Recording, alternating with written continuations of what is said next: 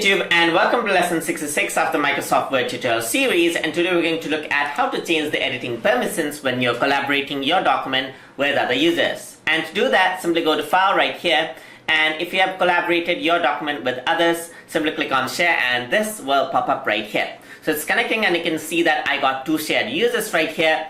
I can simply click on this and you can see that the user information will pop up.